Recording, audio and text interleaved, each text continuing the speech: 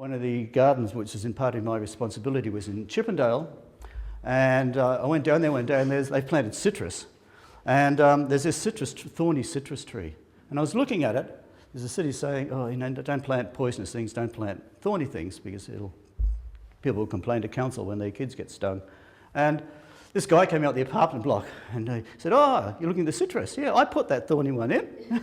And he said, why I did it, the first one I put in was stolen. The second one I put in was stolen. This one's been in here for a long time now and it's not going to be stolen. And I didn't say anything, you know, it wasn't coming over the walkway, so it wasn't really a problem, so I just left it. But the theft of young fruit trees, especially citrus, is rife on footpath gardens and in community gardens. So what they did in a couple areas to thwart this, they got some stainless steel wire they used for bike locks. They wrapped that around about 4 bricks, dug a deep hole, put the bricks in the bottom, wrapped the wire around the tree base or the seedling. When the trees are bigger, they're okay. And then planted the tree, so like it's held in there with bricks. Now you can still steal it or destroy it, but you're going to have to do a lot of work to get it. So there's strategies for dealing with tree thieves apart from the more vigorous ones. That's in Wilga Avenue, Marrickville. And that's garden's got its own story. There's a woman who lives just behind here who works at TAFE and she teaches organic gardening. And you know her name? Yeah, I'm sure you do. She teaches at Petersham TAFE. Been teaching gardening for years. Yeah, anyway. She was one of the instigators of this. And it was a boring footpath of concrete, you know. Really great, Marrickville, heat of Sydney summer. There's all this thermal mass absorbing all this heat energy and you have to turn your air conditioner up to keep your house cool. So the locals got together and got a concrete cutter and they removed 1/3 of the footpath, the concrete, and planted it. Didn't tell council. Then they invited the mayor around, curious to see what reaction would be with the press. And the mayor said something like, this is excellent, we need to roll this out. So it's a good tale. That won't happen at all councils. But so places for people to spend time on the streets. Like I was there when I was taking these photos, I was there, there's a mature, a lemon tree. No, an orange tree, about 5 meters tall, growing there. And I was looking at it, it's in fruit, and this Greek guy came out, started talking, and he said, yeah, I planted that 15 years ago. And there it is bearing fruit and shading the footpath. And shading's important because there's this thing called the urban heat island effect. Do people know that? In summer, the hard paving like this, roofs, buildings absorb heat. So the buildings get very hot. So people turn up their air conditioners to keep cool. And you've got this huge energy drain. So any council or anybody wishing to reduce carbon emissions, shady trees are good. That's why a lot of councils use London plains. They're ideal. They thrive in polluted environments, in the urban environment. They're deciduous. They let the light in summer, so it warms it, so you don't need so much internal heating.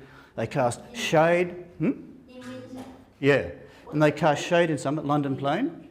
Oh, yeah. And so they help reduce that urban heat island effect. Yeah. This is a minimalist footpath garden. This is in Redfern. It's one plant on a back lane just near the James Street Community Garden in the reserve there. But it's the only living thing in that lane. I like it. That would appeal to your sense of quirky humour, wouldn't it? Mary. This is one which I did at the city, this is the road closure in Arthur Street, Surrey Hills, just off the cafe strip on Crown Street. And the locals, one of the women who lives just there, sort of sent an email saying, how do you feel if we took over the footpath, there's 2 planters, the planters in the road closure? And I said, well, that's quite possible under the community garden policy. So I went out and had a look. And so, yeah, they seemed a bunch of them matters. So, they thought about maintenance. They were clearly motivated to do it. So I just rang up the depot and said, well, how do you guys feel about this? It's in the policy and your staff maintain it. It was planted to agapanthus, a remarkably boring plant that councils like to put in because it's a set and forget plant. And they said, yeah, if the people are going to look after it, they can have it. We'll get the gardener up there. He'll take out all the agapanthus and go and put them in another park somewhere and leave it bare. And they did. And I took out the woman who runs the city's matching grants and got them, and so they filled out a grant application to get a little bit of startup capital. And it's going well. They now want to build raised gardens. So that's brought the community interest, and the local school's interested in it. It's, that's not a good photo, I'm sorry. It's shady. There's casuarinas. The bricks are slippery. When I went out and had a look, it was slippery, and one of them told me how her grandmother slipped on it, and a cyclist came down off the street, turned into it, and he just kept going sideways. So I had to get the depot out to treat the bricks to get rid of them. Is it like a lichen or moss that grows on them? Yeah. This is in Redfern, a boring back lane, made unboring because the people got sick of it being so boring. They did this without council approval, and it's really nice. So it's mostly the back. These often aren't garages, they're just garage doors that give onto the back courtyard. But some of the houses front it, very small houses, if you know Redfern. But the people just got together and planted the street out. Then they got together and came to council to see if they could have half the pocket park to start the James Street Reserve Community Garden, which is one of the most productive gardens I've seen. So that's what you can do to a back lane. And you can be arty, you can get junk. Is there any, if there's any artist here, I apologise for the term. Found objects and stick them on the wall and even put plants along the top of your wall. So, and paint bright colours. It was a boring grey lane, so they've got stuff in bright purple and red. They just painted the back walls. And that's a very social thing you can have a party at. And that's just planters, anything they could scrounge to grow things in. Do you like it or not? Yeah, I love it. In the picture previous, how did they get over any issues with access? It's a footpath this wide. It's not a footpath, it's a service edge. You couldn't possibly walk along it because people put lampposts, telegraph wires down it. So that didn't come into it. The street's used by the garbage collection people, so that's the street's clear. Okay, this is back in Chippendale. They wanted to put in some raised gardens, and without council approval. But before that, I'd spoken to them about offsets, and knowing full well what they're going to do. And this is what they did. They've got half a metre from the curb, so you can get into your car. There used to be a garden, I think, around one of these trees. We made a deal, because somebody rang up and complained about it being a trip hazard. So we made the deal. We said, if you remove that garden from around the tree base, we'll give you the road blister down the road to garden. And that was too good a bargain to miss. They got 4 times the area. And so they pulled it out. It was gone by the end of the week. And now the curb's got citrus and vegetables growing in it. The other thing they did, they made it above trip hazard height. This is 0.45 of a metre high. It's well put together. You can see that. So it can be bashed a bit and it won't just disintegrate. It's durable. The other thing it's got is, not this one, but the other one down further, they painted it a light green, so there's contrast with the grey of the asphalt. So for visually impaired people, they got more of a clue to see it. What sort of timber is it, though? I think that's a hardwood. Hardwoods are better, but this crew tend to make things out of freight pellets. And freight pellets, you can get some good hardwood ones, but a lot of them are softwood, and they're going to have, unless you treat the wood with some sort of coating, it'll have limited life. They've been making vertical gardens by putting sacks filled with soil inside freight pellets and stacking them up. What sort of coating? It'd have to be a polyurethane or something.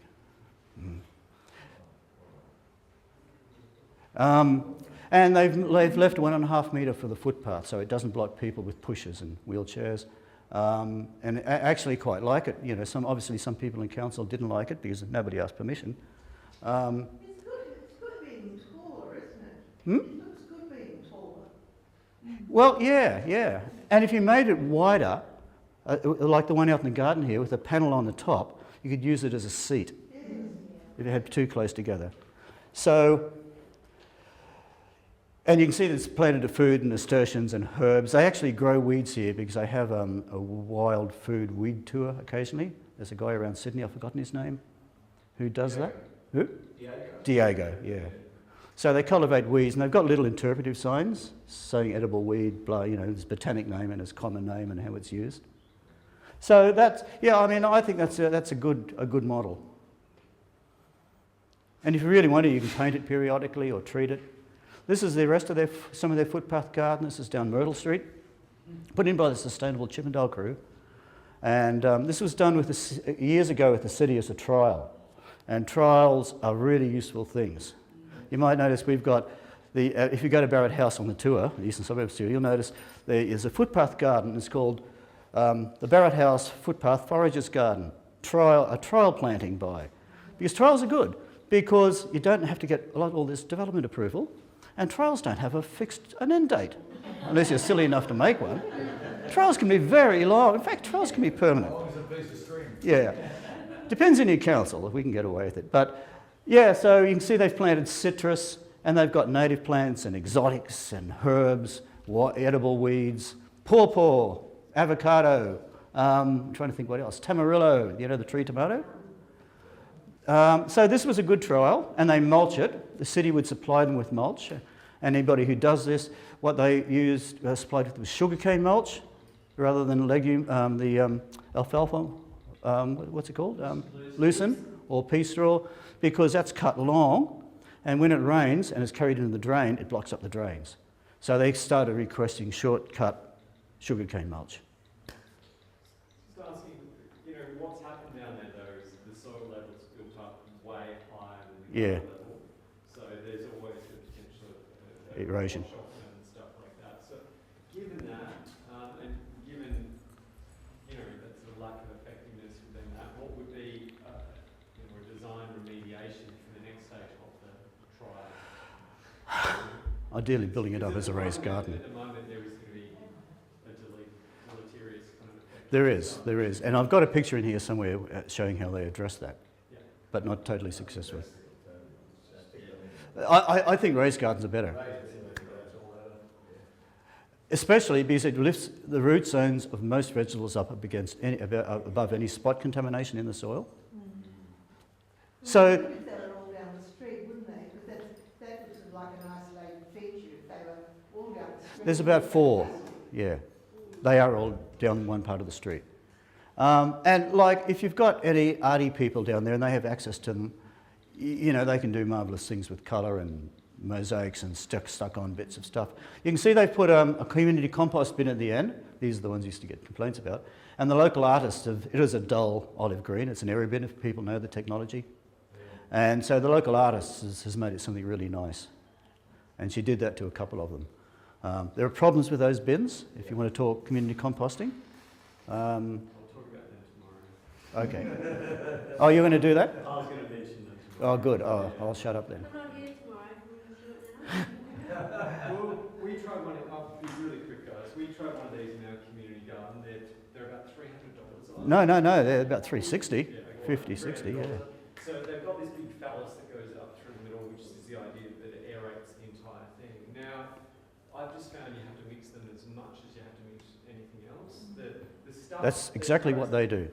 The stuff as far as the drainage point down the base of it is very underweight, so it's about a 10 mil variety, so it very quickly clogs up. So you spend all this money and they haven't spent $20 on actually getting the drainage right. It's not going into the soil, so if anything goes wrong, you don't actually have those other beneficials or worms. All the organisms. Those things moving up. So after about 6 months of me going through and getting sick of this thing, we actually pulled it apart. Now, when pulling it apart, what was really interesting, when you took a horizontal ladder, the middle next to the big phallus the middle was rock hard. On the same level, you could have it too wet with worms. Now, I know somebody else in the room is going to say, well, why didn't you mix it? Why didn't you turn it? Okay, so most of our garden members are about this tall. Most of them are women. This bin is this high. Yep. So you're asking them to get a screw into this thing and do that. So I just... And you tend to knock over that thing in the middle. And then you knock over I think I've seen area bins used quite well in community gardens, but they're by people who know how to compost. And Dave, I don't know if you'll agree with this. I think the volume is quite small for the size of the device. Yeah. Oh, yeah. Well, if you compare it to the pig, Sorry, go on. I was going to say, if you compare it, there's one called the Big Pig, which we've been Yep. trying. That's by far the Rolls Royce in composting system. And priced as a Rolls Royce too. Yeah, price and Rolls Royce. You need a grant to buy it. Look, I'm sorry about the light. You can't see the colour. This is back in Wilga Avenue. These are just examples. Typical Wilga Avenue Federation House with the, and this is this TAFE woman, so it's nice, with the vegetables and young fruit trees growing on the footpath. So they haven't done offsets because they've got driveways, which you don't have in Chippendale. It was built in the horse and buggy days. This is from the early days of cars. But you can see they've also made footpaths there that look really nice. They're paved, but they're made of rocks or concrete lumps, and they look nice. So it looks good. And one thing, irrespective of your feeling about aesthetics, which of course are totally, there's really no way to judge aesthetics. There's no objective data. It's all subjective perception. The thing with that is it looks good. And if you can tell councils how good it looks, they'll be happy. Because people will ring up and say, there's a messy garden down the road. And, what's a messy garden? Other people say, no, this is a forest garden. It's based on the structure of the forest. But the other person thinks it's messy because it's not in straight rows. You can't win. This is a garden again, and they've got things stuck in it, like this old drum, pots, but the footway's clear, there's no stuff overhanging. And overhangs, you need to keep things clear with the footway. Below 3 metres is what people are, the consensus that's coming out. So you can have it branching over the footway, but not below. And especially not low enough for kids in pushes. So you can see they've got herbs, they've got veggies, these are citrus trees, there's olives up the road. That's Wilga Avenue in Marrickville. That's Wilga Avenue in Marrickville. And that's Sarah Van Erp. If people know Sarah, she's here tomorrow. She's the Waste Education Coordinator at City of Sydney. So once again, that's a citrus tree on an olive tree seedling and cabbages under it and herbs. Now, irrigation. What's that? 100 mil ag pipe. And that's connected at the other end to the downpipe on a house. And there's a series of houses. And it's taken under the paving, under the concrete paving of the footpath, and zigzagged through the garden. Now this is flexible pipe, it's plastic, long life, and it's got little holes in it to let water out. And hopefully keep soil out, to let water out and hopefully to keep the soil out of it. So what they've done, they've intercepted the downpipe from the houses, taken it through the garden bed, where it irrigates the garden when it rains, and then they've lifted it up just near the curb, so when it's raining you get that surge of excess water. So water has to go somewhere. You've got to be really careful with water. Water travels. It has a starting point and an end point, and you've got to work with it, and everything's got to be the right diameter. If you have 4 days of continuous rain, that's a 10 centimetre, 100 mil pipe. That'll be powing. So, and it puts excess water into the drain. When your garden's what they call field capacity, it's water saturated, that's excess water goes somewhere. If it doesn't go anywhere, it erodes and undermines footpaths, house bases. This is another garden in Darlinghurst. People got a small grant to put it in the Darlinghurst Lane. It's not far off Oxford Street, and it's got a good northerly aspect. And once again, there's no footpath, just that raised platform. So what have they done? They've gone out and they've bought some of those plastic hardware store planters, and you can see they've got veggies in them, and then they've got some citrus and olive trees and a bit of trellis, attach the trellis to the wall, and they espalier. So espalier means you grow up and out, but not up and along, but not out. So it's a two-dimensional plant. So they're espaliering citrus and olives. Just a little project I wanted to do. Right, so just on that point, given that the reality is in the inner city areas that we're sort of talking about, where I'm incredibly familiar with, it's pretty much only your north-facing spaces that you're going to grow in. Do you think councils are sophisticated enough to provide more information around the orientation of the shading? Because you do see stuff. You'd have to ring up the landscape architect at council. Yeah. I mean, you do see gardens going on. Or people like Sarah Van Erp. Yeah. Yeah. Yeah. Sorry, I'm hurrying through these a bit. Different mapping as Yeah. well. Yeah.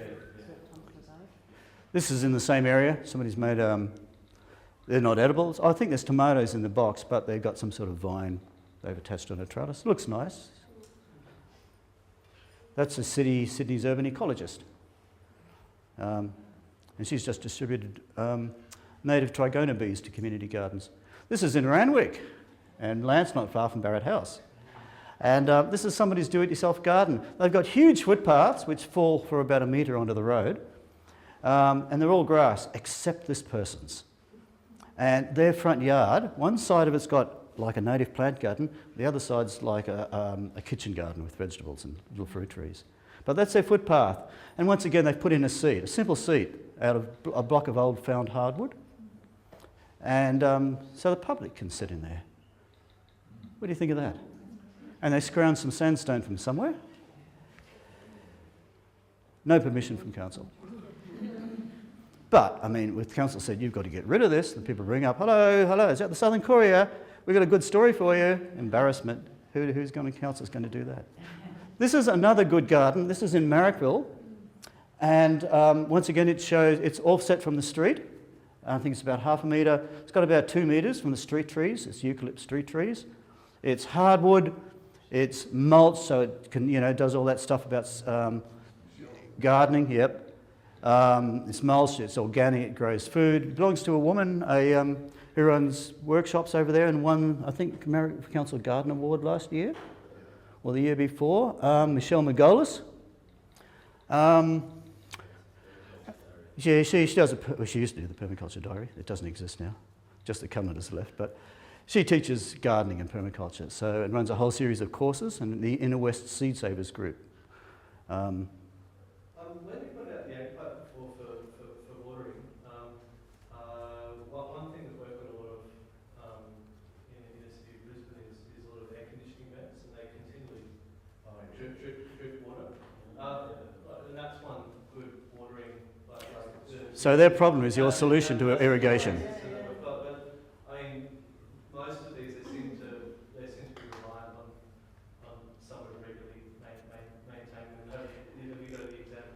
Even those with the irrigation pipes still need to be hand watered sometimes. That's right, yeah. Because, the rainfall's been quite variable. We've had long, hot, dry periods. But that's Michelle's garden, and if you drive down that street, you can stop and look.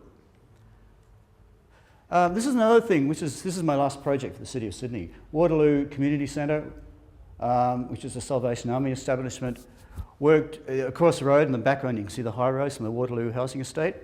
Sort of 1960s, very, very high-rise, small apartments. If Ben's not here, is he? Sort of thing he administers. The community centre wanted to do something with the footpath, so I went out, had a look, said there's tons of room, there's no services, I checked. Then I said, well, the city's developing a policy for householders to put up planters. How do you feel like prototyping them? And they said, sure. So they got TAFE Outreach to help build them. These guys from a crew called Hobo Grow were mentors to them. Hobo Grow is based in Darlington, just next to Chippendale, and they're people who've done some training with local mobs, and they're the people who like building vertical gardens in freight pallets and innovative stuff. So they came as mentors, and I think the city funded it. So there's now 4 of these gardens down the road. So what happened was, how am I trying to say? The planters is what I'm getting at. The planters are raised gardens. They're offset. They've got all those offsets I mentioned, but they're container gardens. About 35 centimetres from the bottom is a base. And the idea is that if they need to excavate the footpath, you can get a lifting machine in under it and put it aside and put it back when the works are finished, when the hole's filled up. So what's the exterior material? Is that a marine? Marine ply. And this stuff on the corner is freight pallet timber. Of what type, I don't know. So part of it was to help people learn to use tools in the social housing estate and that sort of stuff. So this had a lot of social value. And all these things aren't just about food and urban planning and development. They're about social value too. So they're container gardens, and the model works, so we now know that prototype works. They could have made it longer if they wanted. The maximum length is 3 metres, I think, which would be just too big anyway. You divide that in half. And we mentioned to them about colour to contrast with the footpath, so people could, notice it. We didn't envisage they'll be bright orange, and we didn't envisage they'll put reflectors on them, which is what those white things were. But they wanted to do it. It was fun, and away they went. And we got this character out to do the public launch. And these are all local people filling it up, planting it out, and Costa's there telling them how to make raised gardens. And how does the drainage work? There's holes, small holes drilled through the bottom. And we put them down, the side panels go right to the ground, so they're not a repository for syringes and cans underneath. Yeah, I was just wondering, considering that effort you've gone to, was there a consideration of doing like a forklift pallet, you know, cut out at the bottom so you could actually lift it? I mean, Well, you can lift these. That's what we designed. They're container gardens. There's no contact with the ground. So how do They're- you get, I can't see how you get underneath the base because I can't see the base. You just put the forklift things under it. And, So there are, there's room yeah. to climb. They're not, it's not sufficient on this. Yeah, that's, But the width is okay. Yeah. Ideally, you'd make notches where a forklift would go, a periodic. Yeah. That's one of those design improvements to think of after it's been built. But it's a prototype, and that's what you do prototypes for, to see what you can do better. And we now know that those forklift niche notches would be an improvement. Okay, this is at Barrett House, which is just down here in Randwick Council, about a quarter of an hour away. It's half a house which was bequeathed to council, and council retrofitted it as a community meeting space. Lance, I think, uses it a lot. It's free to the public to use for meetings and workshops, and it's got energy and water efficiency fittings, and it's like a showroom. There's this tiny front yard, Randwick front garden, so it's designed as an edible cottage garden on that cottage, traditional English cottage garden model. And then there's a raised planter along the footpath, which was recently taken over. And it was growing this monoculture of agapanthus, which was quickly, well, not quickly, because it's damn awful to remove. It was removed. And so that agapanthus garden is now this food garden. Not a sign of agapanthus, they're further along, but that's another project. So you can see it's called Barrett House Foragers Garden. In the sign says you people are free to take. So you can see where all the leaves have been clipped off with people with scissors. So obviously nothing irritating for children there. But it's become a playground. You can see they've got terracotta roofing tile from demolition sites, aggregate, to make the path. The path is designed, it comes off the footpath and up to this area where there's already a fruiting lemon tree, which was planted by the mayors a few years ago. 3 bananas which were donated. There was a pawpaw which died in winter's winds. So it's like a little tree garden area. And the rest is just herbs and veggies. This was a memorial to the guy who lived in Barrett House, who was an early Australian 1920s filmmaker, Todd Barrett. But it looks different, doesn't it, than the agapanthus garden? I live not far from here, and I did a mission the other night to offload some compost into the bin and met somebody. It's like having a chat. It's like, oh wow, compost bin. So Yeah. is that kind of dynamic happening? Exactly. The first Thursday of each month, this is open for the public, and there's often people there to talk about home energy. In fact, I think, David, you've done a stunt there as an energy auditor. Yeah. Yeah, so, and people can have a look around and talk to different people. People can come and help garden if they want to. Are you hurrying us up? Okay. There was an error bin in the garden, and Fiona here looked in it to clean it one day and found it has a classic error bin problem. It's the same that happened to the 7 bins, one for each day of the week in Peace Park in Chippendale, full of cockroaches. Because error bins are insulated. They're highly efficient, and they've got foam insulation in them, and they've got that funnel thing David was talking about. so I didn't even mention the cockroaches and the fact Yeah. that I went to every single bin in Chippendale at one point to try and get usable compost on it. They're a great place for breeding colonies of cockroaches, if you want them. Warps over time, so they don't see the cockroach. And they breed in between the foam and the wall and in the bottom. So Fiona looked at it, and the compost was pretty poor. She just dismantled it. And I don't know what's happened to it. It's probably here. Probably gave it to Helen over there on council. Our compost expert in the Blue Mountains just drills holes through these bins. Yeah. to get there. Well, these are standard old Getty bins, and there's no cockroach breeding colonies. Much more efficient, easy to use. So locals, you see them, they come along and they put their compost in there. And as you've got to do in all this, you've got to have interpretive signage, how to use the bin. So next to it's a garbage bin with dry material, because if you know about making compost, you've got to have a lot of carbon material and a bit of kitchen scraps. So people put their kitchen scraps in and they take some of this dry material, straw or leaf from the park, and throw some handfuls of that in to get that mix of compost, carbon and nitrogen. So that's been a better solution. Do you have any water close by the bins as well? Yeah, just bring a hose over from the front yard of Barrett House. Okay, sure. So the community does. Each month on that open day, it's maintained. Okay. So this is Fiona just about to discover the, and you can see in the bin, you can see a lot of stuff just hasn't broken down. Paper, corn husks, you know. The thing disappeared after that. It was taken to pieces. That's a footpath garden. So it was an established garden. There's a hedge to separate it from the road. There's a park next door. And it's just a small thing, but it's more interesting and people like it. And what you find is that kids are turned into a playground. They see the path and they get up here and they run along and they run back. And so it's become a playground. Nobody planned for that to happen. And it's just as well, because I'm not sure if it would work if you planned for it. That's on the tours on Sunday if you're going to the eastern suburbs too, but you can see that any time. Oh, that's just a sign, so people know, you've got to tell people what's going on. How's council spending your money? As it says, the plants are organic growing, they're not sprayed with synthetic chemicals, but washed before eating. People ignore that, but you've got to think about dogs piddling in there, so it's good to wash it. And then connection to all the workshops which take place. And tell people to take, they just pick leaves, not the whole lettuce, just some leaves. People think you've got to take the whole plant. This is what happens if you ignore your footpath garden and you leave your bike there for a long time. And local, this is actually a rain garden. It's designed to take water off the streets, which is hydrocarbon contaminated. And in it there's filters of soil, sand and gravel. So it's a filtration, what they call a biofilter. And then it takes that purified water back into this drain. And the drain ends up in Sydney Harbour. So it's a means of getting heavy pollutants out of the, before it gets into the natural system again.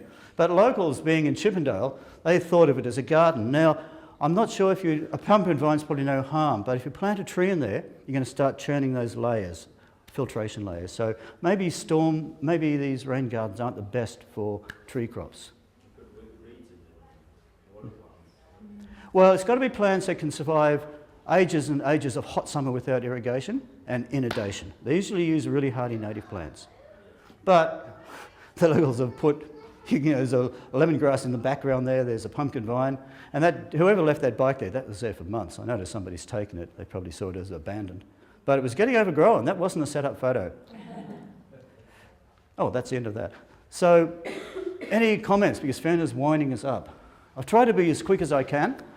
I've spoken at double speed. Thank you.